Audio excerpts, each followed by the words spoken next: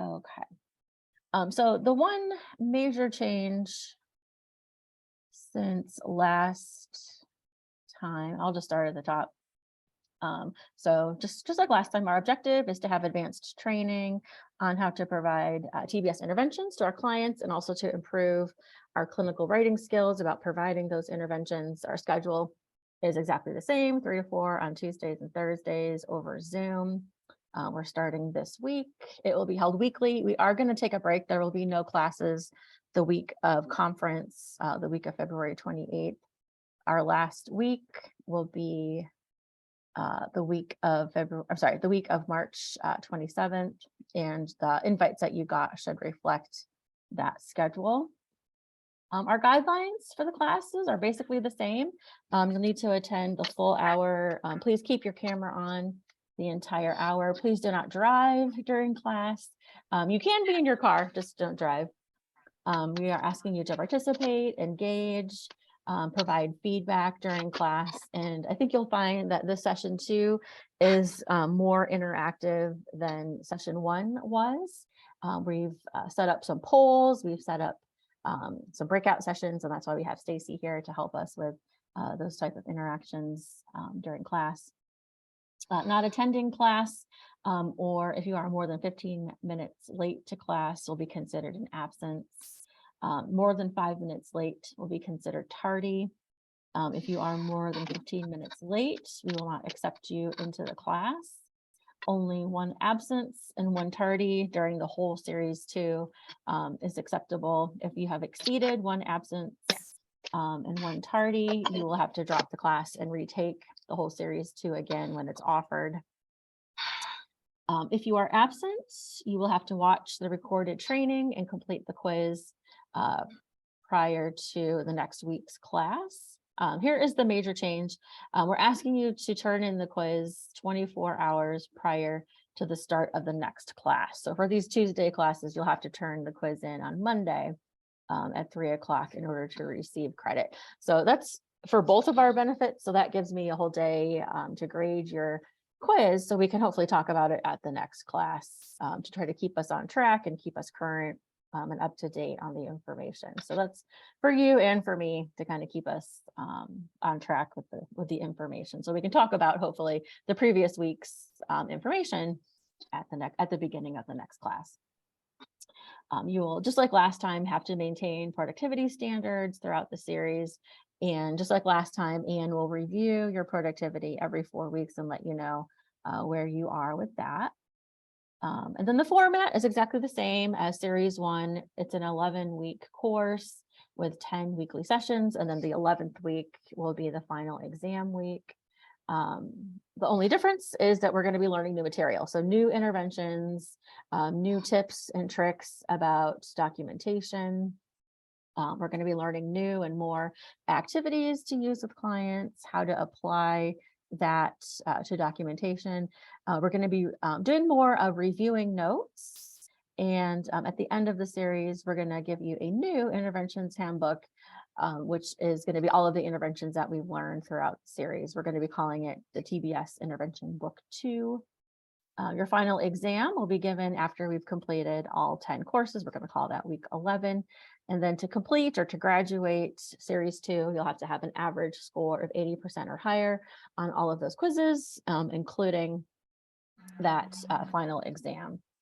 So after you've completed series 2, 22 weeks altogether, including series 1 and series 2 to pass, you're going to obtain a certification. We're going to call it an advanced level TBS, and then you will earn a 2.5% raise. And Anne will be in charge of kind of monitoring the productivity aspect of all of that, just like she has been so far. So not too much is different. Really, just the biggest thing is asking you to turn your quiz in the day before, just to give me a chance to get all that ready for the next day on Tuesday for you. So any questions on the format and the requirements for series 2?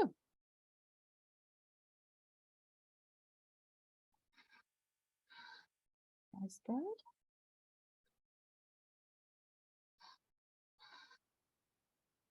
Okay. All right, cool. Well, if there are no questions, I mean, you can always email me later, or feel free to email Gabby or Anne if you think of anything, or if anything comes up, let us know. But like I said, not too much is different. Um, let's take just a few minutes because we do have a lot of new material to cover. I want to take just a few minutes though, since we have some people from other classes joining our class from series 1. I want to take just a few minutes to have people introduce themselves. If you guys wouldn't mind letting us know your name, your region, your position, and maybe just a quick fun fact about yourself so we know who's in the class, just to get to know each other real quick, if you guys wouldn't mind. So I'll just, if you don't mind, I'll just call on you to keep things moving. I'll just go in the order that I see you in my kind of Brady Bunch window that I see in front of me. So first I see Andrea. Andrea, give us, if you wouldn't mind, a brief little intro. Hello. Hello, my name is Andrea King Lohman. I work in the South region. I'm case management. I do, of course, just talk to the clients about interventions and stuff like that. I love jokes and food. Oh, me too. Nice. Thank you. Next I see Verdell. Hi, I'm Verdell. I'm from Northeast Region 1. I'm a team lead, team supervisor. Fun fact about me, I love to do any type of crafts. Nice. Thank you, Verdell. Next I see Crystal. Hi, I'm Crystal Perkins. I work for Central Region. I am TBS. I have 3 facilities and I also have 3 community clients. And in my spare time, I like spending time with my family as much as I can when I'm not working. Nice. Thank you, Crystal. All right. Next I see Ebony. Okay, I had to get unmuted. I'm Ebony. I am from Central. I'm a program manager. I have 2 licensed homes. Fun facts about me, I love to eat, and I'm a really big shopper. Nice. Welcome, Ebony. Next I see Jenny. I am Jenny, a program manager, Central. I have 7 supportive living sites, and I'm going on 19 years with ViaQuest. Oh my goodness. Wow. Fun fact, Congratulations. I love Amazon shopping. I want to go to stores. Nice. Awesome. Thank you so much. Next I see Dina. Hi, I'm Dina Sweeney. I work at Fairlawn in Archibald, Ohio. And something fun about me is in the summer, you'll find me at the campground every weekend. Awesome. Thank you, Dina. All right. Next I see Kimmy. I'm Kimmy Vidic. I'm a team lead out of Middleburg and Beechwood. And my fun fact is I live above a donut shop. Oh my God. I don't know what I would do. Awesome. Thank you, Kimmy.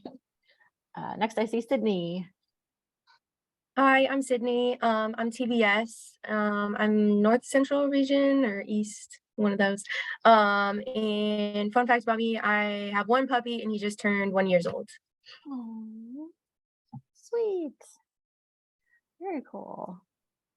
Okay. All right. Next I see Jarrett.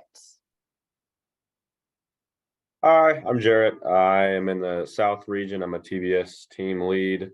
Fun fact about me, I'm originally from Seattle. Oh, wow. Nice. Okay. Next I see Heather. I'm Heather. I'm a TBS team lead in the LTCs in the West region. Been here a couple of years. Fun fact about me, I also love Amazon shopping. I'm addicted 1,000,000%. And let's see, I love the summer. I'm just counting down every single day for summer to get here. That's about it. I feel that. Okay. Thank you, Heather. All right. Francisco. Hi, my name is Francisco, and I am in the North Central region, team lead. I go to a day service, and I am a big soccer fan, and I like coaching for high school. Nice. Stacy, I think it's you. Hi, I'm Stacy Grano. I'm the state clinical director. I've been with ViaQuest for 9 years. I don't know. I used to do a lot of different stuff, but my daughter plays softball, and so that has taken over a lot of weekends. We've got a little hiatus now with the winter, but not totally. So I love to play golf. That's one of the things I like to do. So I'm a summer fan like you, Heather. I think that was you that said that. I also like food, Amazon shopping, jokes, a lot of the same thing everybody said. So, and I am really looking, I'm excited because there's some of your names that I know your names, but I've never seen your faces. So thank you for letting me join today. Thanks, Stacy. And I saw Cece snuck in. Hi, Cece. Can you give us a little intro? Do you mind? Oh, I think you're muted though. Can you hear me? Yes. Okay. Well, I'm glad to be back. Looking forward to these next 11 weeks. I'm CC. I'm a TBS in the West region. And a fun fact about me is I grill. I actually grilled on Christmas Day this year, snow and all. So I can't say I can't wait till the summer, but I grilled throughout the year. So that would be me. Nice. Awesome. All right. So my name is Kim Weitzman, QA and training manager in the North. I don't know if this is a fun fact, but my 2-year anniversary is actually tomorrow with ViaQuest. Yay. And I'll give you another bonus fact. I love cats. I have a cat. His name is Hubert.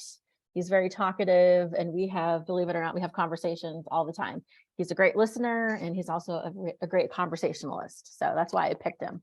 He was the most talkative cat I could find. So that's why he came home with me. People think I'm crazy, but I don't care. We talk. Okay, so like I said earlier, series 2 is going to be a little more interactive. That was the feedback that we got from the surveys, was people wanted more interaction. So guess what? You got that interaction that you said that you wanted. So we're going to do a little dry run of a poll, both so that you can practice doing the poll and also so I can practice giving the poll. So I'm going to launch just a practice poll. This doesn't count for any points or anything, but it's just so that you know how to do the poll and I know how to run the poll. So it's just a couple questions. I'm going to launch it, and I believe you're going to be able to do it whether you are on your phone or whether you are on a regular computer, but it's just 4 questions. What is your name? Like, what is your favorite food? What is your region? If you like click off of the poll, you should be able to get the poll back just by clicking, I believe on the bottom of your screen, there should be like a little poll icon. So if you wouldn't mind just answering those 4 like practice questions and then clicking, I think you click submit when it's done, just as a practice for doing a poll. So today's just a practice poll, but going forward, we're going to try to do polls during class just to kind of check your understanding as we go, or to kind of get your opinion as class is going. Does everybody see the poll on your screen?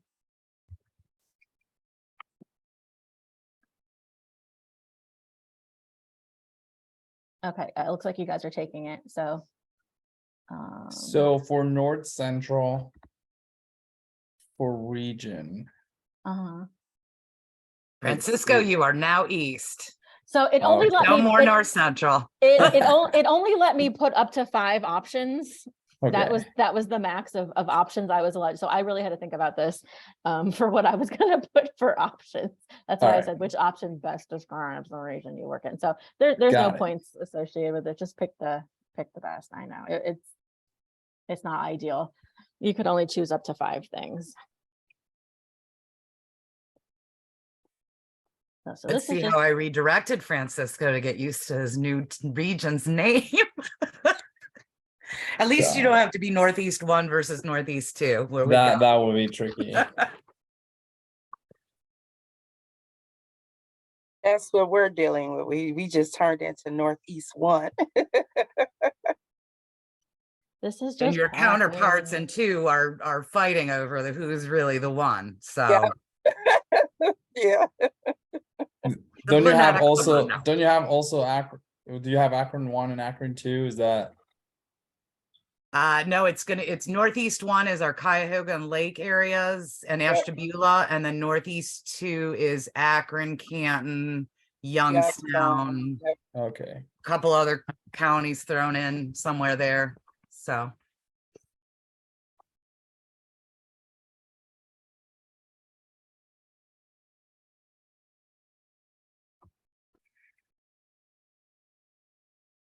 I think there's one person out there who's still working on it,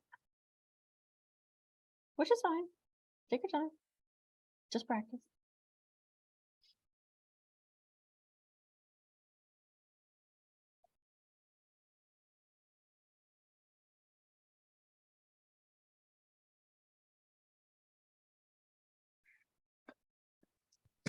I'm just wondering, can you see mine? Like when I went to press the submit, it didn't seem like it took.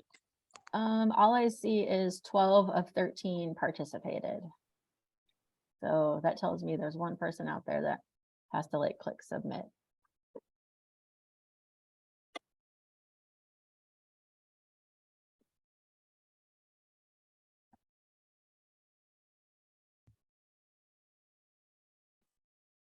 But then the other questions say 100% answered. So this is practice for me too, believe it or not, because I've never done this before. Okay, I'm going to go ahead and end it. This is just a dry run, as I like to call it.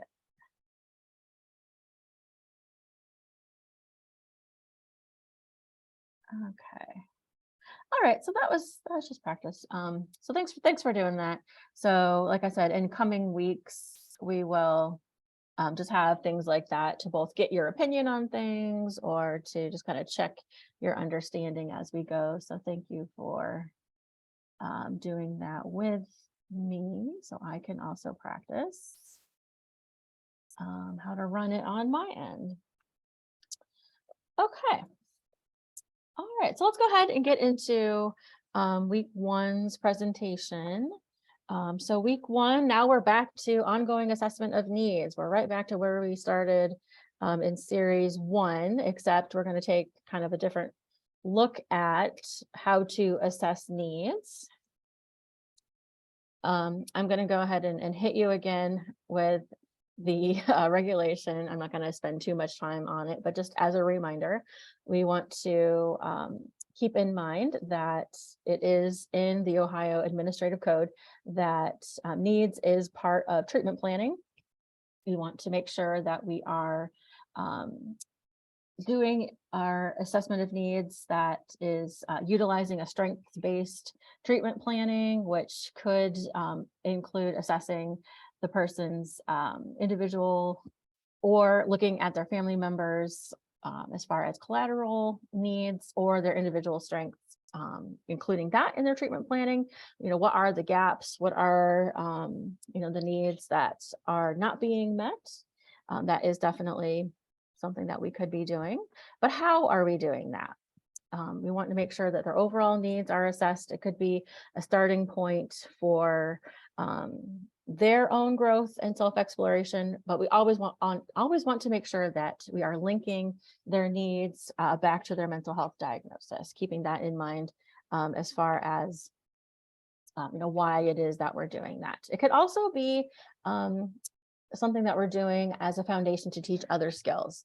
It could help to identify current gaps in the services that are being provided, or it could be a clue as to other needs or other services that are not being provided to our client. We've talked about this in several of our sessions, that it could provide an opportunity to establish a relationship with our client, to join with them, to get to know them, to establish rapport with them, to demonstrate empathy, that we notice that there are some needs that are going unmet. So what might that look like? It could look like reading their assessments, showing that you are aware of their diagnosis, you're aware of their needs, you know and understand their background information. We should continuously be checking in with the client, with their guardian, the treatment team, to make sure that we are still addressing what their needs are and that we're on the right track therapeutically. We can always update the assessment, the evaluation, the treatment plan if needed. At intake, it's important to understand what their issues and their problems are that may have motivated them to seek out treatment in the first place. Also understanding that how they presented at intake may have changed over time, or they may not have mentioned what their needs are. They may have been hesitant to mention something, or they may not have understood that they had unmet needs at the time of intake. They may have been nervous to mention something. Just one more time to remember that needs determine oftentimes what their goals are. Goals determine what their objectives are. Objectives determine what interventions we're using. And it does all start with needs. I have a little note to myself to remember to mention that we might be using a SNAP assessment, but that's not the only way to assess for needs. We're going to talk about some other assessment tools that we could be using besides the SNAP assessment. We're all familiar with the SNAP assessment. I included it in the email that I sent to you, but it is not the only way to assess for needs. Some of the skills that you're going to need to assess for needs requires you to skillfully and tactfully gather information from your clients. You're going to need to make them comfortable enough to share this information with you. Just a reminder to avoid having your personal bias influence your interactions with your client. So, what they consider to be a need or unmet need may be different from what you are considering to be an unmet need. So just being sure to keep your opinion out of it and look at it through, their eyes.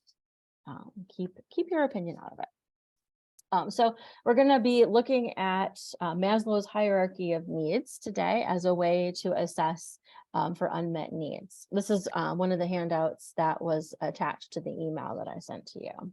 Kim, may I ask a question? Oh, go ahead. I would love Absolutely. to hear like how people handle these kind of things. How does everybody handle when their needs or the client's needs may be different from their guardian or their team?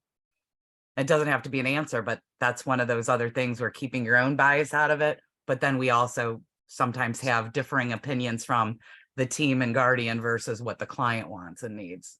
And I think those can be challenging at times. I think like at least some of the times that I have encountered that it's mostly whenever we're all together, either like a yearly or like a full conversation, is kind of like navigate that conversation with the guardian and the client, and then we can work this that the guardian wants, but also we can incorporate what the client wants into the treatment plan, and we are working on different goals, but we can also like all work together, because if the client doesn't want to work on certain things, it's not going to work on it. So we can always incorporate and mostly like try to navigate that part with the client to make sure that it feels that he obviously being part of, because we're client central treatment, is that he's included and he's making the decisions for keep working with him. So it's just kind of like that conversation, like, yeah, you want to work on this, he wants to work on this, how can we put it all together? And kind of like having the client like come up with, like, feel like he came up with that idea and he is included on that. I mean, hopefully that makes sense. Absolutely. Yeah. I didn't mean to Kim butt in, but I just know that that's could fine. come up, and it's that what's important to you versus what's important for you, and figuring out how that works with the client. But and it is tough. If the client doesn't want to work on something, you're not going very far. Yeah, so being Thank I guess, you. I guess being person-centered is what's important. Yeah, exactly. Yeah. So you guys, you may or may not have heard of Maslow's hierarchy of needs, maybe in other trainings, or you may have heard of it. in other classes. We'll go through each of the hierarchies. And then at the very end, we're going to talk about how you could use it to assess for unmet needs. And then in our breakout session, what we're going to do is use a scenario and really listen for what it might sound like or what it might look like in client behavior if they have unmet needs. So we're really going to apply the hierarchy of needs to a real life scenario and what that might look like in a client that you're working with. So Maslow's hierarchy of needs is a set of human requirements that are important for an individual to achieve or to have these needs met to complete development, so to speak, or to achieve what Maslow calls self-actualization. The hierarchy of needs is a theory. This is just a theory of a psychologist named Abraham Maslow. So at the very top of the hierarchy, you can see that a person has achieved what he calls self-actualization, which is like the peak or the pinnacle of human development. And a person who is self-actualized has become their best self, so to speak, or they have achieved their I guess their best self. And that could look different from one person to the next. For one person, achieving self-actualization might be graduating from high school. Another person, self-actualization might look a little bit different. So it's really individualized and based on the person. So we'll go through each of the hierarchies individually. And the idea is that one hierarchy needs to be satisfied before a person can move on to the next. So at the very bottom is what is called physiological hierarchy. There are 5 levels in Maslow's pyramid. At the bottom is physiological, which is like basic human needs, food and clothing. The next one up is safety and security. The next one up from there is social. Another way to think about that is love and belonging needs or friendship. The next one up from there is esteem. And then the next one I've already talked about is self-actualization, which is at the very top. So it's just another lens to kind of see your clients through. It's another way to assess for needs. It's another way to listen for what might be missing in your client's life. It's another way to think creatively and strategically about what could be missing from your client's situation. It helps us to understand maybe your client's career plans or just what could we help our clients to achieve. It empowers us with the knowledge needed to identify their interests, their skill sets, their strengths, or maybe even their values. So at the bottom, like I already said, is physiological needs, food, clothing. This is considered the lowest level of Maslow's hierarchy of needs. It's the most essential things that a person needs to survive. Things like shelter, water, food, warmth, sleep, and just basic health needs fall under physiological needs. It's kind of also thought of as a person's like instinct to survive falls under physiological needs. This is the most important. It's hard to focus at school. It's hard to focus at work if you're worried about, where am I going to get my next meal? It's hard to, do a good job at work if you're hungry or if you have a headache, things like that. So this is why this needs to be met first before anybody, can worry about anything else. So this is why this is at the bottom. So after that comes safety and security needs. This represents the second tier in Maslow's hierarchy. It could be security of your body, so feeling just safe where you live, safe where you work. It could also be thinking about, is my family safe? Is my health safe? Safety needs, it says right here, are the most fundamental needs for humankind. Concerns for safety is a reason for mental disorders sometimes, like anxiety, phobia, depression, PTSD. Does my car lock? Does my apartment lock? Can somebody get into my apartment? Things like that might fall under safety and security. So that is the second hierarchy. After that are what is considered love and belonging. We are social creatures that crave interaction with others. This is our need for friendship, relationships, family, love. We have the need to give and receive love, to feel like we belong.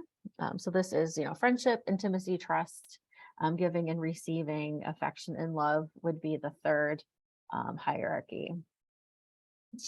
So after that comes self-esteem or esteem needs. So feeling confident, believing in yourself, getting respect from others, maybe recognition at work or at school would be represented in this fourth hierarchy, oftentimes met by friends, family, romantic partners, getting awards, like I said, maybe at work or at school, getting a promotion would fall under the fourth hierarchy.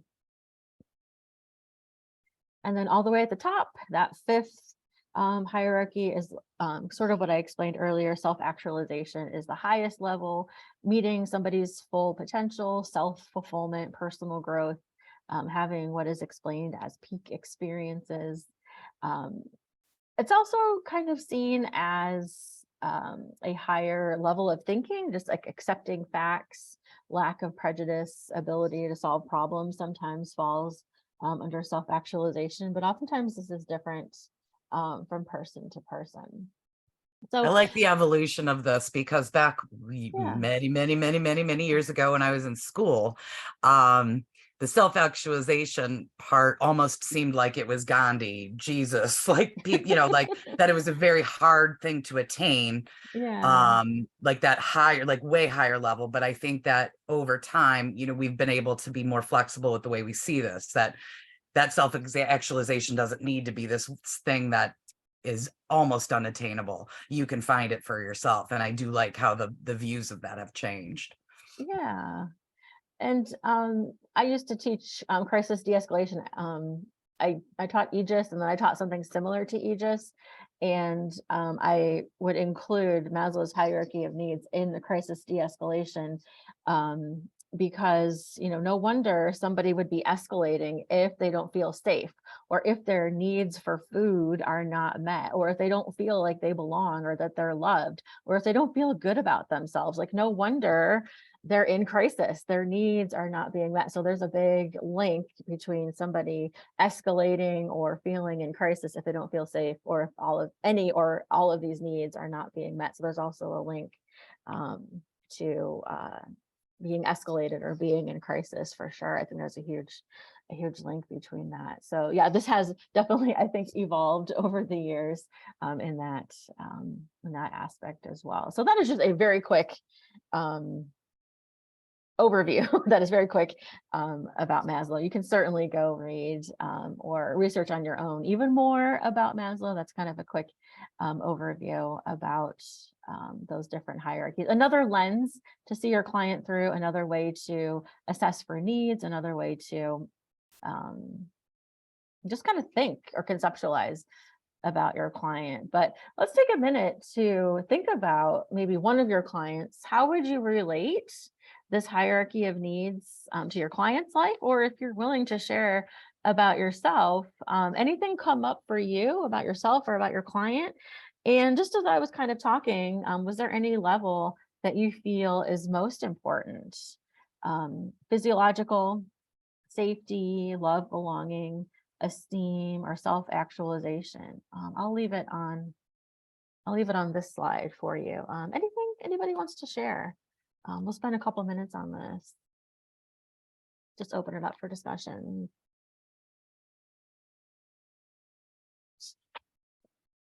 I can share an example. We had a client who moved in for various reasons. He lived with his dad his whole life, and then dad moved him into the group home and dad disappeared.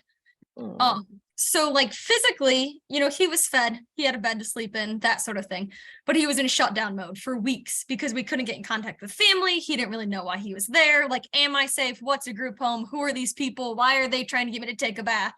And as he felt safer and as he built trust and those staff members built rapport with him, he could kind of open up. And he's a genius. Like, he's so smart and he knows how to do, his daily hygiene and his whole daily schedule, and he can make himself lunch and stuff like that. But all those things we didn't know because he didn't, he couldn't do those things at that time if he didn't feel safe.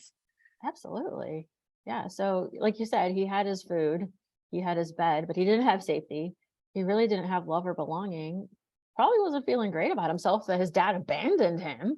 So no wonder. Absolutely. That's a great example. Thank you. Yeah. Anyone else have a client that maybe came up? As I just very quickly talked about these different hierarchies, or I think my other question was, do you think any one of these is more important than any other?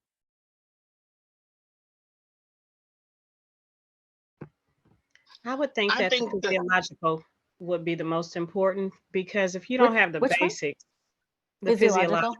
Okay, Mhm. sure. Because if you don't have the basic needs met, food, shelter, water, then none of that other stuff is going to matter to you. Yeah. Yeah. It's hard to do anything else if you're hungry, if you're cold, if you're dehydrated. Exactly. Yeah, that's an excellent argument. Yeah. Was somebody else chiming in? I thought I heard somebody else saying something at the same time. Maybe not.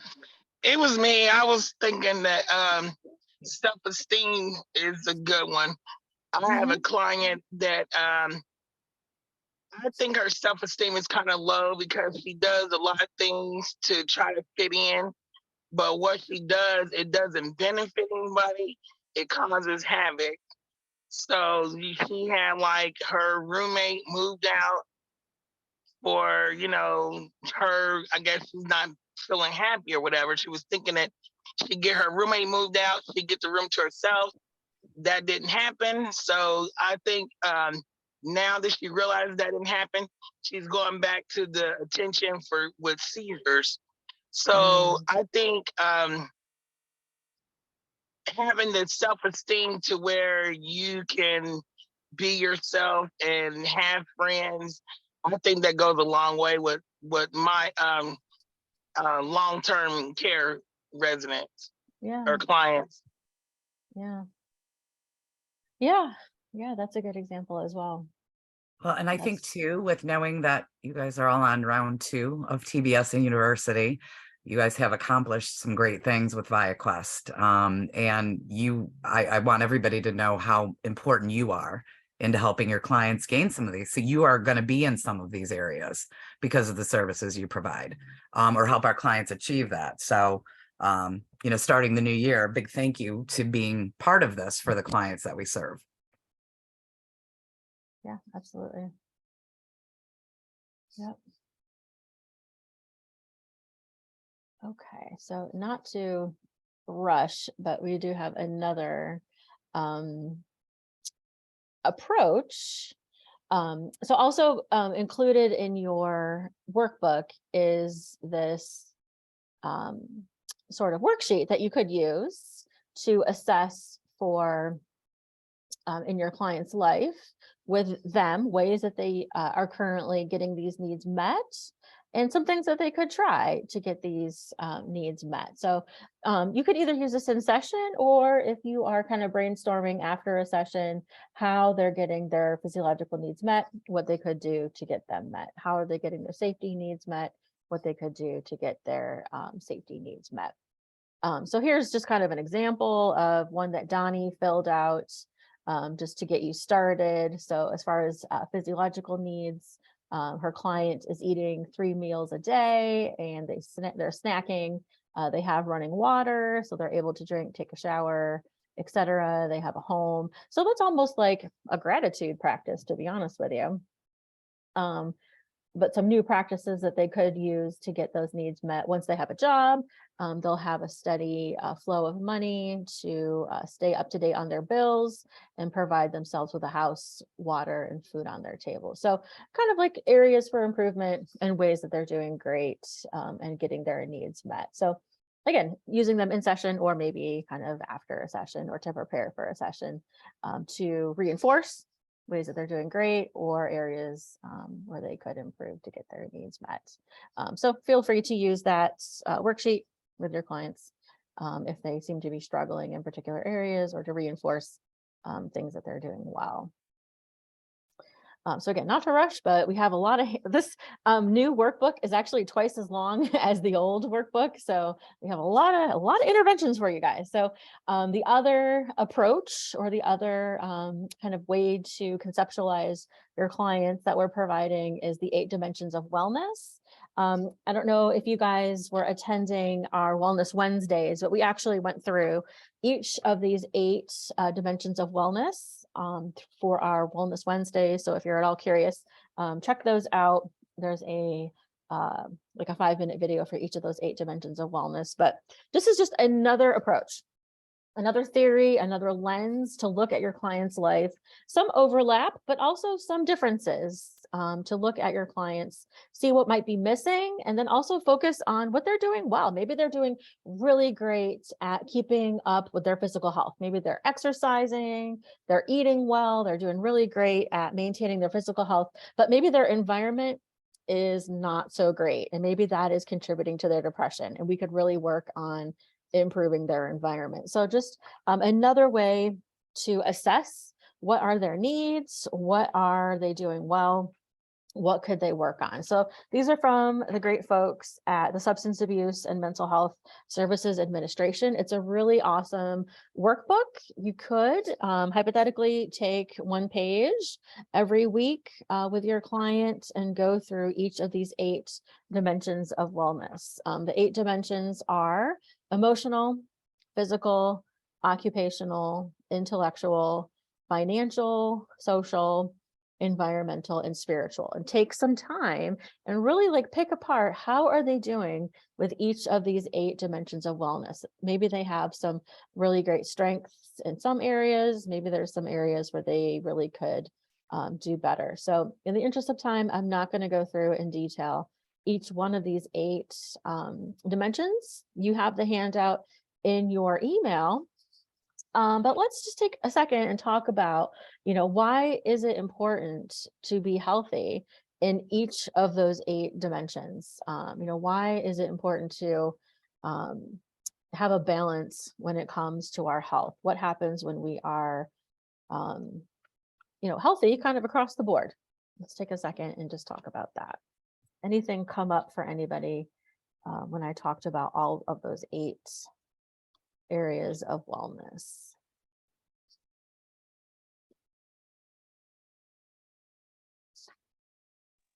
Anybody Me come personally, to the... Yeah, go ahead. I think all 8 of them, they function off each other. You gotta have for those that's spiritual, when they a person that's spiritual, they have that belief that higher up helps them to make it through whatever problems they might have. And then you have I forget the other ones, but spiritual kind of like stuck out to me. But I just truly believe like socially, you being able to talk to those who are also spiritually to kind of like keep your morale up. Physically, in order to be happy, physically, you got to be happy in order to be physical, if that makes sense. I think that's just my opinion. Environmental, you got to have, the financial ability to have a home in order to have the environmental. So that's just my personal intake, that I think all of them intertwine with each other. Yeah, absolutely. Yep, they're all connected. They're all connected. Yeah, I was going to say the same thing as well, that the 8 dimensions we need them all, all 8, we don't need one more or less than the other, but we actually need all 8 to physically function as a human being. So Yep. I mean, what if you're exercising, eating really healthy, right. but you're spending all your money at the casino and you can't pay your rent? You're going to be on the street, and that's not No. that's not good for you. That's not keeping yourself safe or well or healthy either. Only good if we fit at the casino.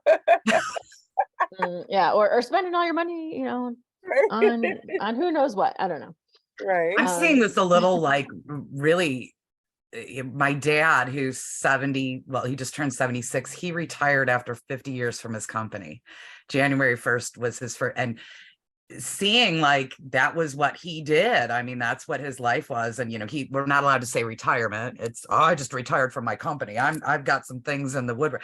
You can see how like that really does have a lot to do with so many other things because it was what he was used to doing. I think some of our LTC clients, who maybe will not be able to work, it is really trying to find something for them to feel industrious, because it can affect their intellectual. And, I think my dad's afraid he's going to not work and his physical body is going to go down and his intellectual body is going to, going to go down and environment, and it's just really, it's interesting to see. When just a small thing, after, success where like, it's, oh my God, what next?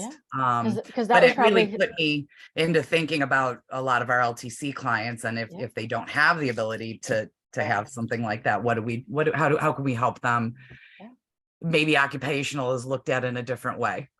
and that was volunteering, probably, maybe. that was probably also like his social outlet.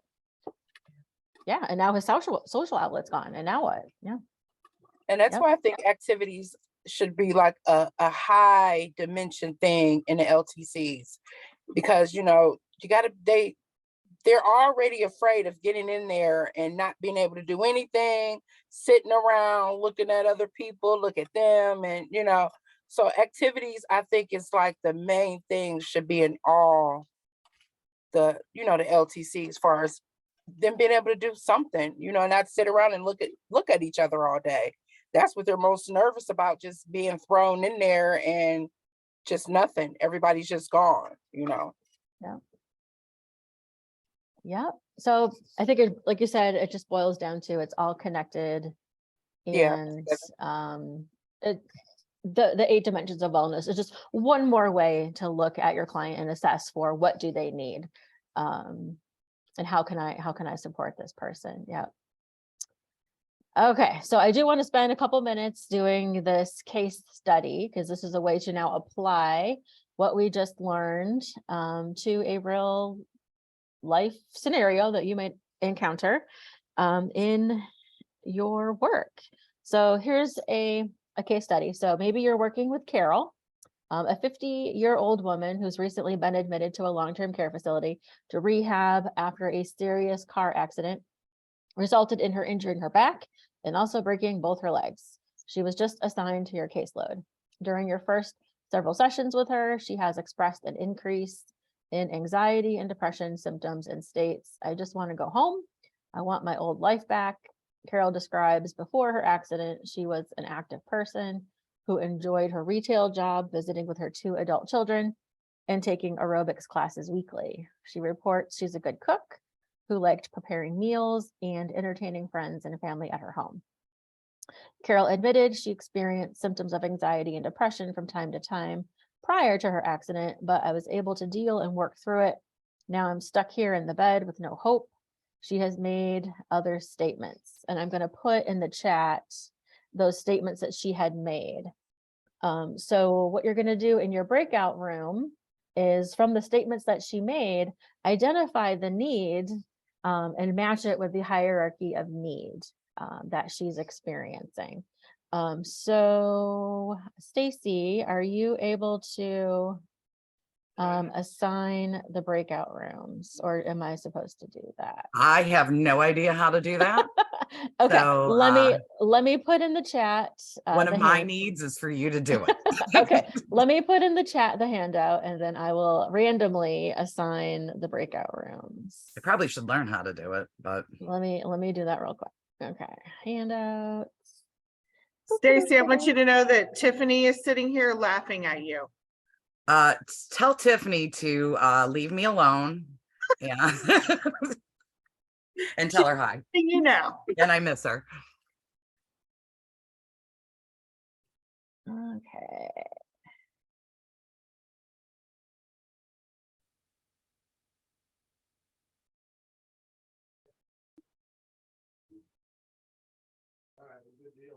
So this is all just practice today, you guys, so that we can figure this out for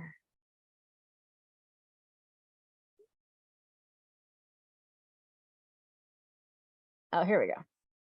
And you could tell her to stop texting me while I'm trying to be part of this important class. Did she? No, that's not it. I think this is it. No, that's not it. Hold on. I don't want to send the wrong thing. I think you should be able to see. Hold on. I don't want to give you the wrong thing.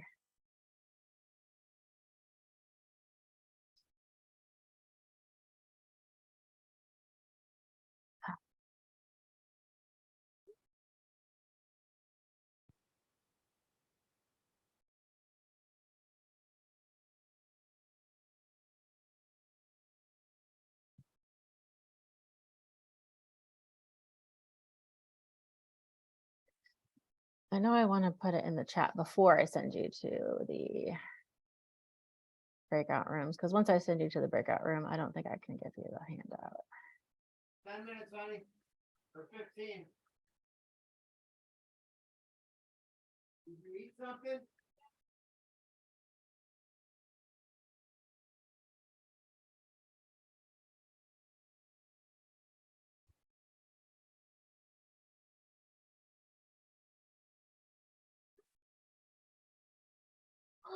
I'm sorry, Kim. I had no idea. I would have, I didn't That's know okay. you could help with that No, I part. just don't want to give the wrong thing. That's all. Didn't have to make you a host. Tiffany said that she could help if needed.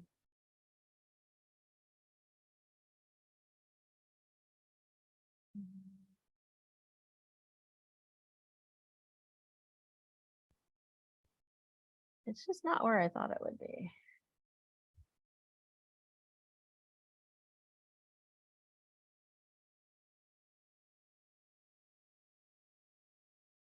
Oh, no, that's not it either.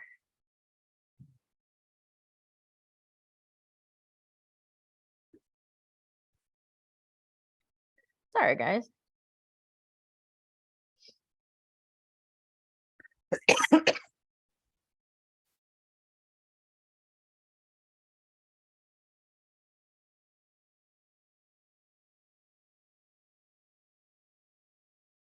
Okay, well, in the interest of time, why don't I just put it on the screen and we'll just all talk about it together.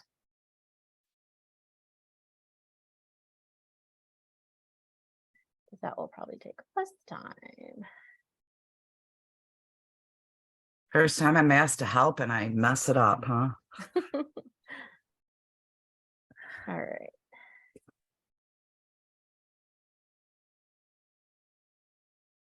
Can you guys still see my screen?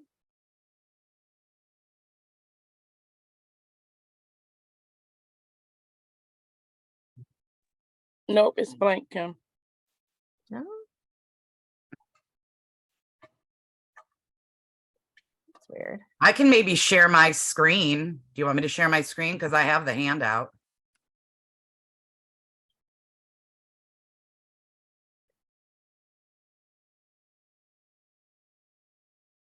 Oh, okay.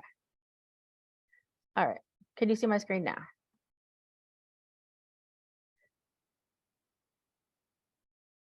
You should I be have able the to one see without the answers. Do you want the one without the answers? No, we'll just go over the answers. Okay.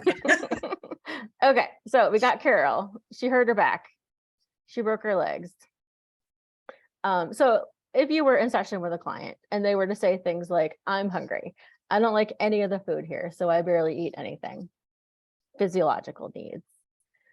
If they were to say things like, please close my door when you leave, I actually wish it locked. That might be something like a safety need. Carol's saying things like, I hope I don't get fired for missing so much work. I ran out of sick time weeks ago. I'm going to be broke. Could be another safety need. Money might be related to a safety need. Carol's saying, I hope I can physically do my job after I rehab. I was promoted to manager just before the accident. This one could go one of two ways. That could also be an esteem need. She was feeling good about being promoted to manager. Also could be self-actualization. She maybe, was promoted to manager, was feeling good about that. That was the highest maybe she could get in her position. Could be self-actualization. Last one here, Carol's saying things like, my friends, children, and coworkers barely call me or visit me. Could be a need for love and belonging. I noticed on number 2 that, I mean, and I just read it differently when I was sent this, that the please close my door when you leave, I wish it was locked, as a Mhm. safety need, but I could see Mhm. that being like an esteem need, maybe a little bit too, like having that feeling like you have control over your privacy. Sure. Yeah. And there's no really, I mean, these I could be just, I more thought than that was one, an sure. interesting one. I was like, oh, like I think I got it wrong at first when I. Yeah, and my hope was we would talk about, and maybe people would have different ideas because we could interpret these, different ways. So that was my hope, is people would say, oh no, I thought that was more this, or I thought this was more that. And, that was kind of my hope, but that's not how it went.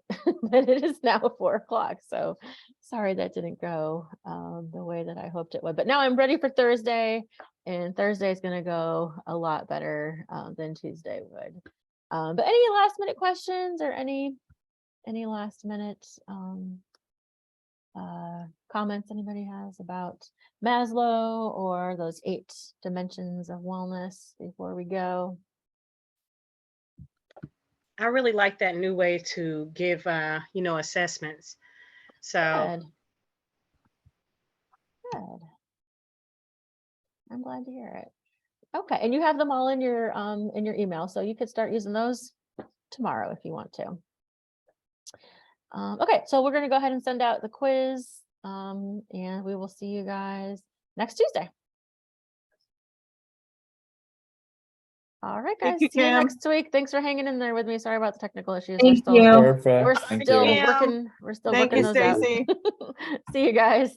See you later. Bye, Stace. Bye.